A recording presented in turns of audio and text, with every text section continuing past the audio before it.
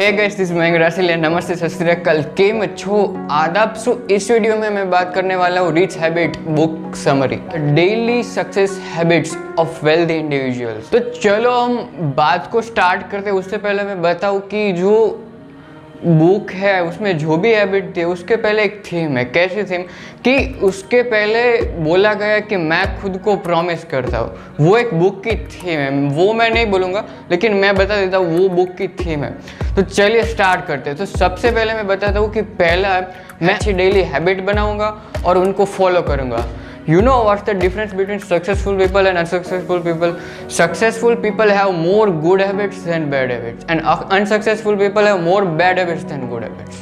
मतलब कि सक्सेसफुल लोगों के पास अच्छी आदतें ज़्यादा होती है और कंपैरेटिवली अनसक्सेसफुल लोगों के पास बुरी आदतें ज़्यादा होती है, राइट? और इसमें लिखा है कि सक्सेसफुल होने के लिए you should know your strength and weakness. आपको अपनी स्ट्रेंथ और वीकनेस को पहचानना पड़ेगा।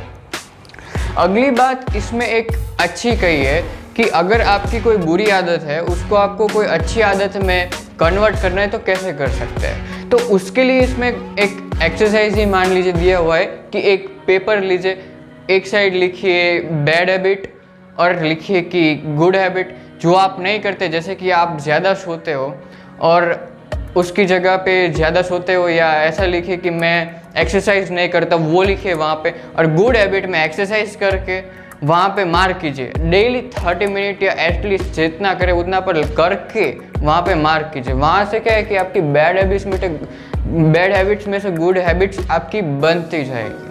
अगली बात करता हूँ कि मैं हर दिन, हर महीने, हर साल अपने लिए गोल बनाऊंगा और उन पर फोकस करूंगा। देखिए, फोकस बहुत ज़रूरी होता है अपने काम के ऊपर। फोकस बहुत ज़रूरी होता है अपने काम के ऊपर। जब वो आप सक्सेसफुल लोगों की बात करें तो वो ऐसे हो सकते हैं कि अपना हो सकते हैं नहीं होते हैं कि अपना काम जो है वो वहाँ जो करते हैं ना एग्जैक्टली वही करते हैं। जैसे कि मैं खाना खाता हूँ तो मैं सिर्फ खाना ही खाता हूँ, एक्सरसाइज करता हूँ तो एक्सरसाइज ही करता हूँ, वर्क करता हूँ तो वर्क ही करता हूँ। और वो जो वर्क करते हैं ना, मतलब अगर ऑफिस जाता है तो ऑफिस जाने के बाद घर पर आकर उसका स्ट्रेस नहीं लेते। घर पर आने के बाद आपने देखा होगा नॉर्मली लोग क्या करते हैं कि सुबह काम पे गए, ऑफिस पे गए, शाम को घर पर आने के बाद भी जो अपना स्ट्रेस है वो लेते ही रहते हैं। लेकिन ऐसा नहीं करना है, आपको अपना स्ट्रेस घर पे आकर छोड़ देना, राइट? अगली बात करता हूँ कि आपको टू डू लिस्ट बनानी है। You should have a to do list, prioritize the work and mark what you have done. मतलब कि आपको एक टू डू लिस्ट बनानी है। टू डू लिस्ट कैसे बनाते हैं कि आपको दिन के पहले टू डू लिस्ट बनानी है कि जैसे कि मुझे ये काम करना है, ये काम करना है, ये काम करना है, और प्रायोरिटाइज कर दीजिए उसको कि ये काम पहले करना है, ये काम ये काम बाद में करना है, ये काम थर्ड में करूँगा, राइट? ऐसे प्रायोरिटाइज कर दीजिए और जैसे जैसे काम खत्म होता जाए ऐसे ऐसे उसको मार्क करते जाइए यार। लेकिन नॉर्मली होता क्या है, लोग अर्जेंट काम और इम्पोर्टेंट काम को समझते नहीं। नॉर्मली लोग अर्जेंट काम को करते हैं इंपॉर्टेंट काम से ज़्यादा, बल्कि आपको इंपॉर्टेंट काम करना चाहिए। देखिए, अर्जेंट काम और इम्पोर्टेंट काम में मैं फ़र्क समझाता हूँ। जैसे कि आपके पास अगर आप बीमार हो गए तो आपको हॉस्पिटल जाना पड़ेगा ना। अगर आप बहुत दिन बीमार रहे, आप हॉस्पिटल नहीं गए, अगर एक दिन आपकी हालत बहुत बुरी हो गई तो अर्जेंट आपको जाना पड़ेगा। इम्पोर्टेंट था उस दिनों में जब आप बीमार पड़े थे, तब इम्पोर्टेंट काम था कि आप हॉस्पिटल जाए। लेकिन अब बहुत हालत ख़राब हो गई है तो काम अर्जेंट हो गया कि अब तो हॉस्पिटल जाना ही पड़ेगा, उसके अलावा कोई ऑप्शन ही नहीं है, राइट? फिर आप इम्पोर्टेंट काम छोड़कर अपने अर्जेंट काम में लग जाएंगे, राइट? समझ गए? तो आप इम्पोर्टेंट काम को पहले कीजिए, अर्जेंट काम को बाद में कीजिए। ये एक रिच हैबिट की इंक्लूडेड है, रिच हैबिट में इंक्लूडेड है। अगली बात करता हूँ कि आपको अकाउंटेबिलिटी रखनी है। अकाउंटेबिलिटी क्या होता है? जैसे कि आपकी मीटिंग है, अपॉइंटमेंट है, आपको एक्सरसाइज करना है, किसी के साथ किसी को कॉल करना है, तो आप कर सकते हैं कि जैसे कि सुबह 6 से 7 बजे के बीच में मुझे एक्सरसाइज करनी है, 7 से 8 बजे के बीच में मुझे मीटिंग ख़त्म करनी है, 9 से 10 बजे के बीच में मुझे जो भी आप चाहे वो, मतलब जो भी आपका टास्क है उसको ऐसे अकाउंटेबिलिटी में शामिल कर सकते हैं। समझते हैं मेरी बात? अगली बात करता हूँ कि मैं खुद को बेहतर करने वाली एक्टिविटी में खुद को एंगेज करूंगा। मैं हर दिन खुद को बेहतर करने वाली एक्टिविटी में खुद को एंगेज करूँ। मतलब कि सेल्फ इम्प्रूवमेंट, देखो सेल्फ इम्प्रूवमेंट बहुत ज़रूरी होती है। जो भी सक्सेसफुल लोग होते हैं ना, वो सेल्फ इम्प्रूवमेंट करते ही है। अगर आप नहीं करते तो डेली मिनिमम 30 मिनट्स से स्टार्ट कर दिए। सेल्फ इम्प्रूवमेंट कैसे करते हैं कि आपको ऐसा लगता है कि ये काम करके मैं खुद को इम्प्रूव करता हूँ। जैसे कि आपके लिए अगर कोई काम है, अगर आप पढ़ाई करते हैं, जो भी करते हैं, आपको ऐसा लगता है कि ये करके मैं खुद को बेहतर करता हूँ, तो ये काम जो है आप डेली बेस पर करिए। खुद को इम्प्रूव करने के लिए करिए। मिनिमम 30 मिनट्स तो एटलीस्ट करिए ही करिए कि जिससे आप अपने खुद को इम्प्रूव कर पाए। अगली बात इसमें बहुत अच्छी दी है कि एक विजन बोर्ड के बारे में बताए। विजन बोर्ड क्या होता है कि अगर आप जहाँ पे रोज़ बैठते हैं काम करने के लिए, या फिर आपका जो रूम है वहाँ पर आप एक लगा दीजिए विजन बोर्ड। जैसे कि अगर आपको डॉक्टर बनना है, इंजीनियर बनना है, तो वहाँ पर एक विजन बोर्ड लगा दीजिए डॉक्टर का या इंजीनियर का। इससे क्या होगा कि रोज़ आपको दिखेगा, रोज़ आपको आपका गोल याद आएगा। तो उससे क्या है कि आप अपने काम में ज़्यादा डीप वर्क करोगे, समझे आप, और आप ज़्यादा एनर्जाइज रहोगे, समझे। अगली बात करता हूँ कि मैं रोज़ अपनी हेल्थ को बेहतर करने के लिए वक्त दूंगा। यार देखो, बेहतर करने के लिए वक्त दूंगा, उसका मतलब क्या है कि रोज़ मैं अपनी हेल्थ को बेहतर करने के लिए वक्त दूंगा। मतलब कि कई लोग क्या, एक्सरसाइज तो कई बहुत सारे लोग नहीं करते, लेकिन आपको अपना वेट तो मेंटेन करना पड़ेगा ना। देखिए वो लोग मेंटेन कैसे करते हैं, आप अगर काउंट करोगे, देखना नॉर्मल लोग होते हैं ना, वो कहेंगे कि मैं इतना खाता हूँ तो इतना खाना कम करूँगा। जैसे कि 3 बाउल खाता हूँ तो 2 बाउल खाऊंगा, 2 बाउल खाता हूँ तो 1 बाउल खाऊंगा। लेकिन यार ये करेक्ट मेथड नहीं है काउंट करने की। आपको हेल्थ मेंटेन करनी है तो उसके लिए आपको कैलोरीज काउंट करनी पड़ेगी। मतलब कि अगर आप 2000 कैलोरीज खाते हैं तो आपको शायद 2200 कैलोरीज खाना चाहिए। आप ऐसा, मैं सिर्फ एग्जाम्पल दे रहा हूँ कि इतनी खानी चाहिए, या तो 1000 किलो कैलोरीज आपको खानी चाहिए, समझ रहे हो।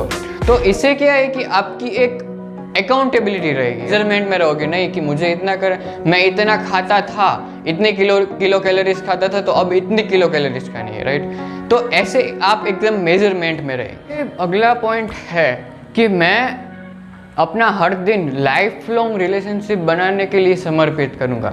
यार इसका मतलब क्या है कि अगर आपको लाइफ लॉन्ग रिलेशनशिप है, उसका मतलब क्या है।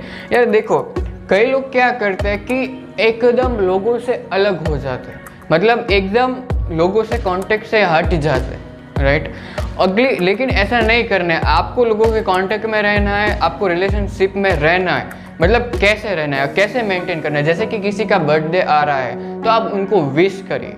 तो विश क्या है कि आप नॉर्मली बात नहीं करते, लेकिन आप बर्थडे विश करके आप अपनी रिलेशनशिप मेंटेन कर सकते हो। अगली बात है कि बहुत सारे लोग है ना, सुख में तो साथ में रहते ही, दुख में भी साथ रहना चाहिए।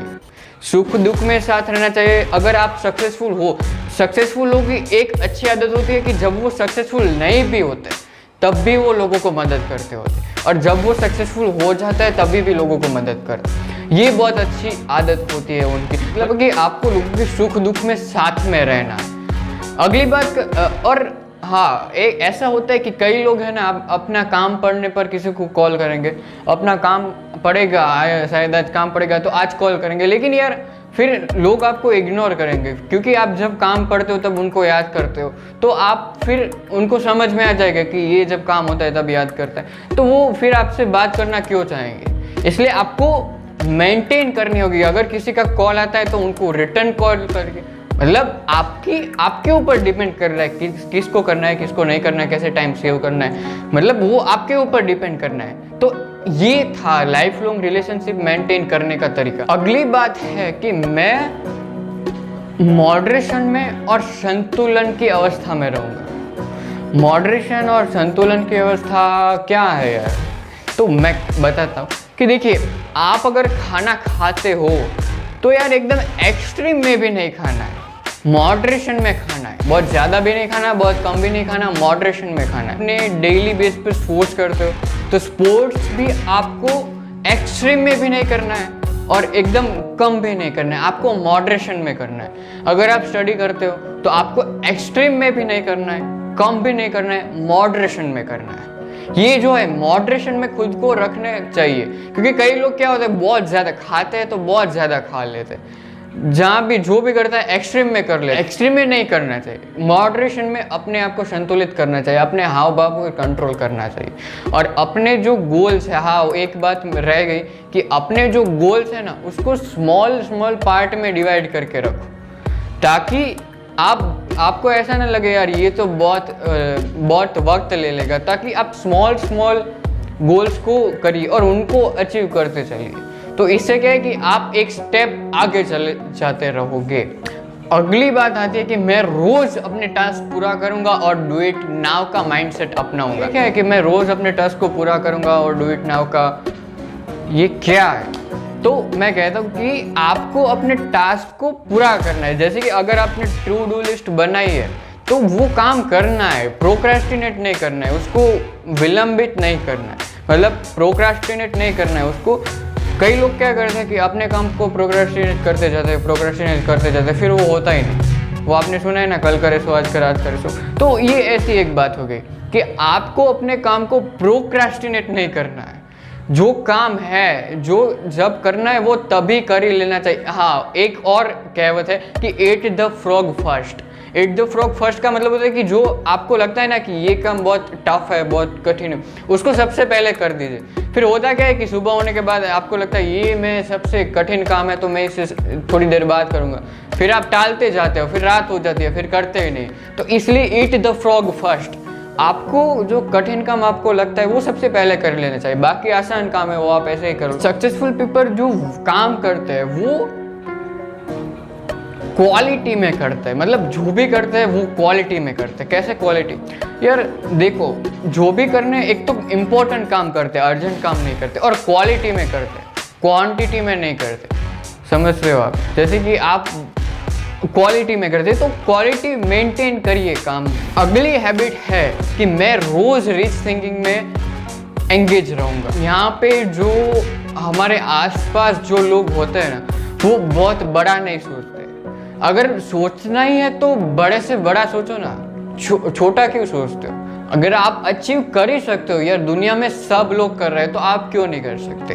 तो आप भी सोचना है तो बड़ा सोचो, और सिर्फ सोचो मत, उसके लिए आपको पता होना चाहिए कि इसकी डायरेक्शन क्या है, इसके लिए मैं क्या करना चाहिए, ये सब आपको पता होना चाहिए। अगर पता नहीं है तो पता करना चाहिए। ये आपको पता होना चाहिए कि आपको डायरेक्शन पता होनी चाहिए। तो रिच थिंकिंग, यार देखो, जो लड़का अगर गरीबी में पैदा हुआ है तो उसको वो नहीं सिखाया जाएगा कि अमीर बनना कैसे, उसको वो सिखाया जाएगा कि गरीबी में जीना कैसे। अगली बात आती है मैं अपनी कमाई का 10% सेव करूंगा। देखिए ये बहुत बड़ी बात होती है कि आपकी जो कमाई है उसका 10% सेव करिए। इसमें 10% लिखा है लेकिन आप 10% सेव करिए। आपके मुताबिक आप जितना चाहे उतना सेव करिए, लेकिन आपको सेव करना है 10% या 10% से ज़्यादा। इससे क्या होगा? देखो कई लोग क्या होते हैं कि जैसे कि आज कोई इनकम आई, कहाँ से भी इनकम आई, तो क्या करेंगे? आज गाड़ी खरीद लेंगे या तो कुछ और खरीद लेंगे। फिर जब जॉब चली जाएगी तो मुश्किल में आ जाएंगे क्योंकि पैसे नहीं बचेंगे। जब आए थे तब गाड़ी खरीद ली, ये कर लिया, वो कर लिया। तो आपके पैसे जो आते हैं उनके कुछ परसेंटेज को रखिए, कुछ परसेंटेज को सेव करें। अगली बात और लास्ट बात कि मैं अपने विचारों और भावनाओं को कंट्रोल करूंगा। यार आपको अपने गुस्से, यार आप इंसान हो तो आपको गुस्सा भी आएगा, दुख भी होगा, लेकिन चीज़ वहाँ पर है जब आप उसको टैकल कैसे करते हो। आप गुस्सा होना स्टॉप नहीं कर सकते। आप गुस्सा जब करना है तो उसकी एनर्जी को कन्वर्ट करिए। गुस्सा भी एक एनर्जी है ना, अपनी एनर्जी को कन्वर्ट करिए। मतलब कि आपको गुस्सा होना रोकना नहीं है, आपको गुस्से को टैकल कैसे करना है, आपको उसकी एनर्जी को कन्वर्ट कर। आप दुखी तो होएंगे, आप इंसान हो तो आपके अंदर इमोशन हो गए, भावना हो गए, लेकिन उसके बहकावे में नहीं है। सक्सेसफुल लोगों की लाइफ उनके कंट्रोल में होती है और अनसक्सेसफुल लोगों की लाइफ उनके कंट्रोल में नहीं होती। क्यों? क्योंकि उन्होंने ऐसा सब कुछ मैनेज ही ऐसा हुआ होता है कि उनकी लाइफ उनके कंट्रोल में होती है। हाँ, लाइफ स्क्रिप्टेड नहीं है लेकिन उनकी लाइफ उनके कंट्रोल में रहती है। तो इतनी बात मुझे बतानी थी, ये थी बुक समरी रिच हैबिट्स की। तो चलिए मिलते हैं हमारे अगले